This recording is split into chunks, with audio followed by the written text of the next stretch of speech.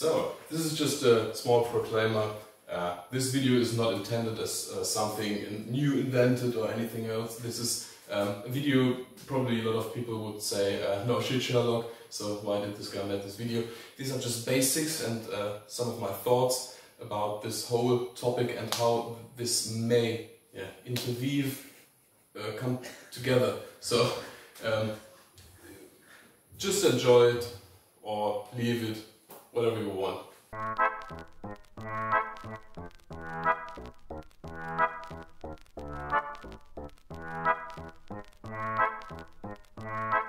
Ladies and gentlemen, welcome to a new video of Shashka Pursuit. So today I want to talk about a lesser focused on topic. It's conditioning and exercises. So to be a better fighter, to fight for longer and to, let's say, that your movements are on point, edge alignment, if you thrust so that you hit your target as you want to, so you're supposed to do, you need to train. So you don't have to just train the techniques, but you have to train micro movements, so your micromanagement. Like I said, edge alignment. You don't want to hit your opponent with a flat or in an unfortunate angle. You want to hit your opponent right how you want it. If you thrust, you don't want to glimpse off to the left or to the right. Every movement. So in a thrust, for example, you're more supposed to first move your point, so the tip of your saber or your sword, then your arm, and then the body. So if you want to thrust out of the movement, maybe inside guard, aim and thrust in one movement. But for a microsecond, the point aims at first, then your arm stretches out a little bit and then your body follows. That might happen with a lunge or just your upper body bending forward, so the weight of your body gets behind the point. We have a kind of connection with old habits or cultural aspects like dances in different regions of the planet, for example. What I want to say with this is, for example, Capoeira. Capoeira is maybe one of the best reconstructible martial art-like dances we have. It used to be legit martial arts that was practiced by people coming from Africa to the Caribbean to South America, and was forbidden by the state, the slave owners or so. So they tried to camouflage their fighting style as a dance. So their attacks went more or less into fluid dance movements until you have a capoeira, you know, now with a lot of acrobatic aspects, saltos, jumps. So it's not efficient anymore. There's no practical use of capoeira. Where you do have a practical use is that the stuff you learn in capoeira is mosquitoes. Is that you have very good body control. You have your jinga, so you always trying to find the point of balance of you. If you do those capoeira kicks, you use your muscles, you have to keep balance, so you're conditioning your body to do what you want to do. So you want to do your kicks powerful, do your kicks fast. So you have to train to do this. So there comes let's say, this can be beneficial for your fighting as well, because you learn stamina, coordination, body movement. It's almost not, you can say it doesn't really matter what kind of dance or fight you do, as long as you do it in the right context. So just to do a movement for the movement's sake, won't you bring any much, then you can do a movement, but you have to understand the movement. You can't just say, this is an inside guard or this is an outside guard and try to copy. You have to understand that there will come impact, and the impact might, if you don't train for it, Just hit your weapon to the side, you get cut, you get hit. So you really have to micromanage every little aspect of this move. So I don't really like the term biomechanics, because everybody uses this word in different kinds of contexts, and it's like, yeah, biomechanics is like energy. Energy is per se nothing. In the context, you have to always bring the things into a context. So if you do a movement, may it be a static posture or an actual movement, you have to train to do this movement effective. And like I said, there are some dances, they have probably roots in the teaching of fighting. We don't fight with sabers anymore, so it's not necessary to bring movements into a context with fighting that have been former educational methods. So like another example to Capoeira might be Wushu, where you have the highly choreographed forms, as well as you have a kata in karate, or karate, or whatever. You can recognize some movements that came from a legit fighting style. In, again, the Wushu, it's not fighting. You have to keep in mind, these things are not fighting. They have roots in fighting, yes, and they have, especially in Wushu, they have weapons, or things that look like they're weapons they used. So in order to train Wushu, you have to train Wushu. It's a performance. You want to make flashy movements, so I don't know, don't laugh at me, I did Wushu years ago. This has nothing to do with fighting per se, but it can be a method to reach knowledge down from master student, inside a family or inside a clan, just to train muscle memory. And muscle memory is the thing which will help you in the fight, because you don't have to think about anything. You have these movements inside you. When you do training, technical training or drills or conditioning, what you do is you collect small tools, and in a fighting situation or in a tournament or even in a performance, when you come into a situation your body knows the answers to, you don't have to think about it, you can just say, or your body just knows how to engage something, how to react. So this can be provided by choreographies like you have in Wushu, Capoeira, and Kata, Ding Tsun, yeah, whatever. But keep in mind that you have to, if you do these things, you should know what you want to do with these things. You can train Wushu, no problem, you train Wushu, but to train these things in addition to your normal fighting style, you have to keep in mind that your movements are for what you want to do. If you want to kick someone, you don't just lift your leg and say, you kick people like this. No, you have to know that you want to rotate your hip and you want that force comes in. So for more time, maybe you want to step out with your left leading leg, turn your hip and kick, or kick through your enemy, whatever. The context is the magic word. Like Matt Easton always says, it's always a matter of context. When do you what, why do you do something?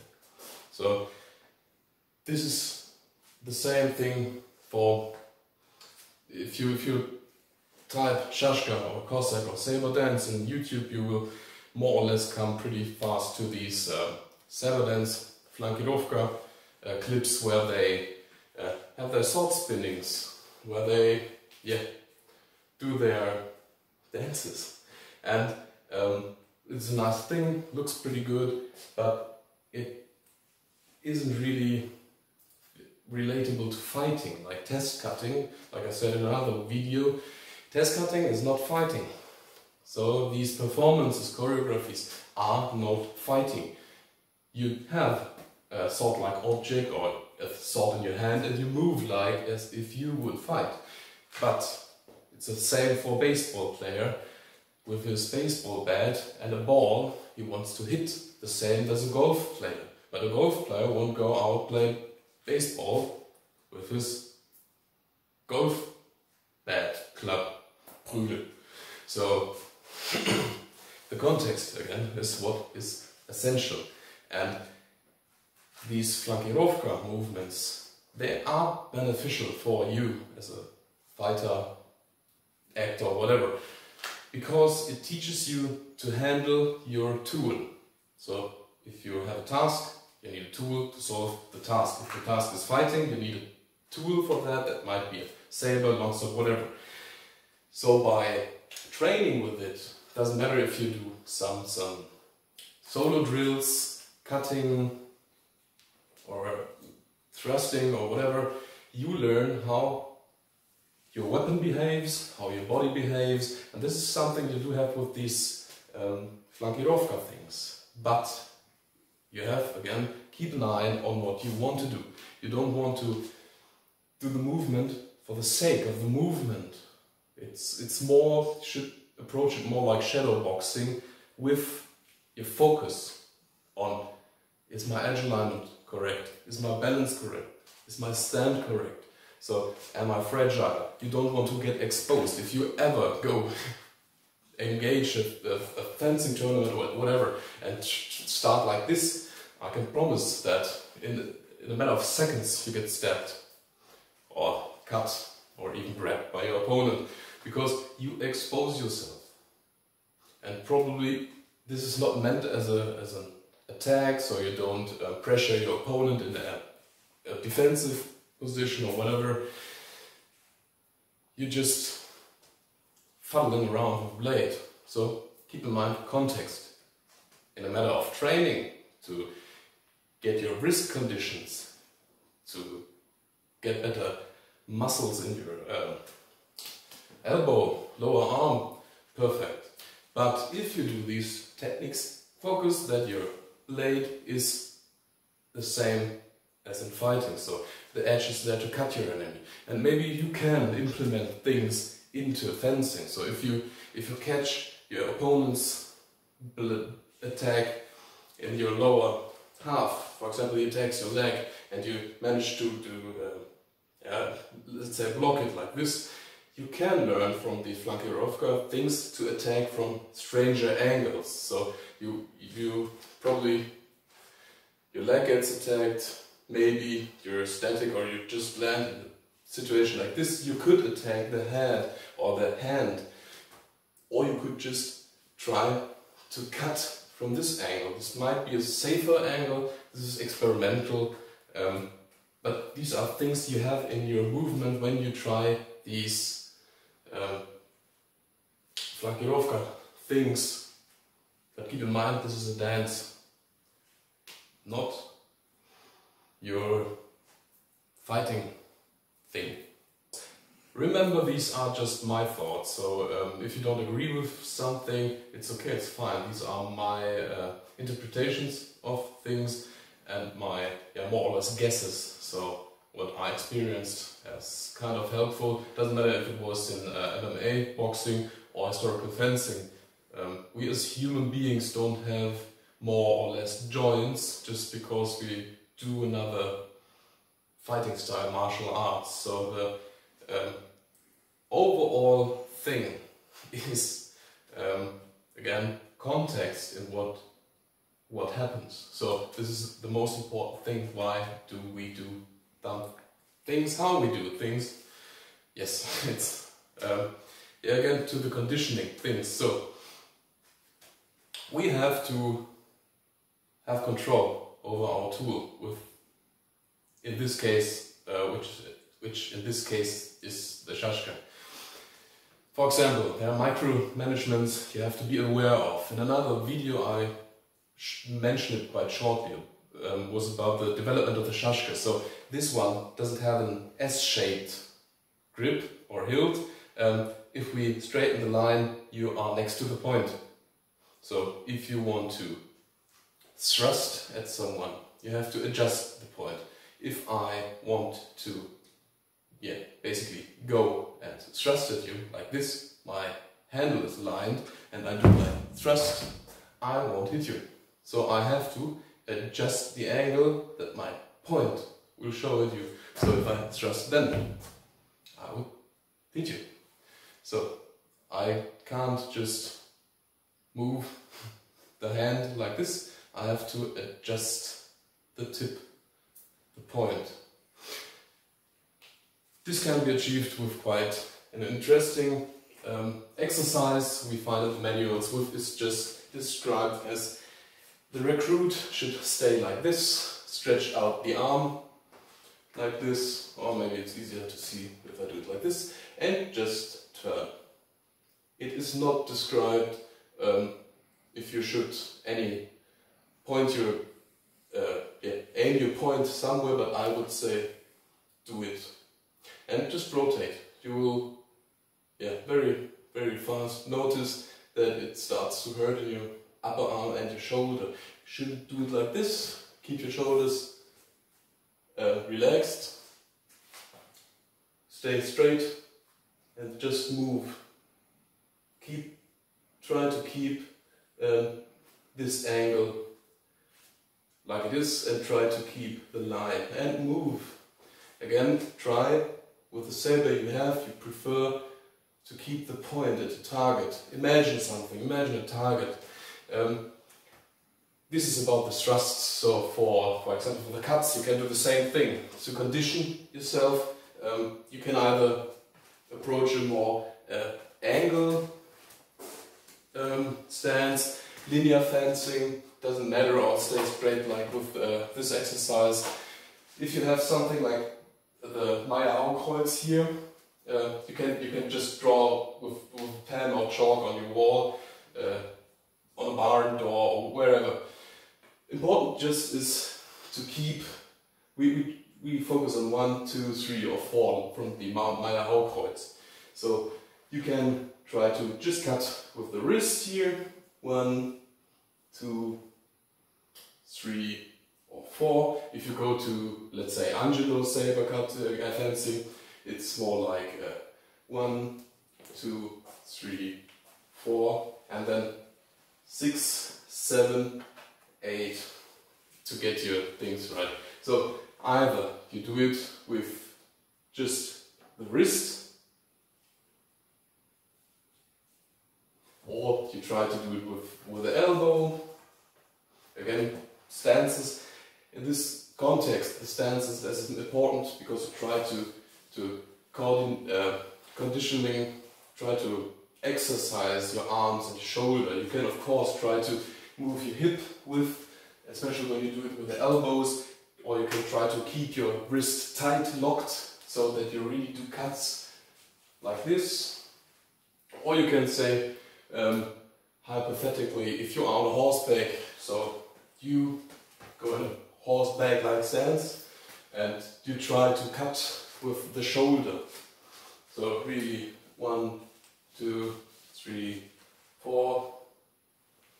Yeah, just imagine you can go further and try to avoid to hit the imaginary back of the neck of your horse or the head of your horse. So, but these things, if you do it with devotion, again, edge alignment, where's your weight, different stances you can try, or what you actually do. Say you're just fighting linear saber fencing, you should cut in this manner, how you do it. So you can put a lunge to it. It's like shadow boxing. You can even imagine an opponent when you do this kind of shadow boxing. Imagine the lines of your opponent, go neck to hip, you will block, you engage with this guard, outside guard maybe, and cut. And again, cut. This is conditioning. Focus, keep your focus, and always have a topic. Try to say, okay, this time it's more the stance. Are my feet the same distance? Or you can say, I want to go speed, just speed. and try to have your saber. Again, the cuts sit whatever you do. You can even hear it. So there's a sound that can you give feedback if your edge alignment is on point or not. Yeah. To condition the rest of your body, there are again things in the treatises which might be quite a modern approach. If you look at some of the pictures from the manuals, you have exercises with a horse or with a horse dummy, which is trains the recruit's basic acrobatics and athletics, and to come back to the beginning, to come back to the beginning where we talked about dances, you have this kind of Cossack dance where you go down and then start with these whatever. So, but basically these are some leg workouts, like squats, and we see squats and jumping squats. So you jump, go down and up. You see these in these manuals too. And these are a great addition for your training. So you may ask yourself, why do you need strong legs? It's how do you call it? Explosivity, to be explosive.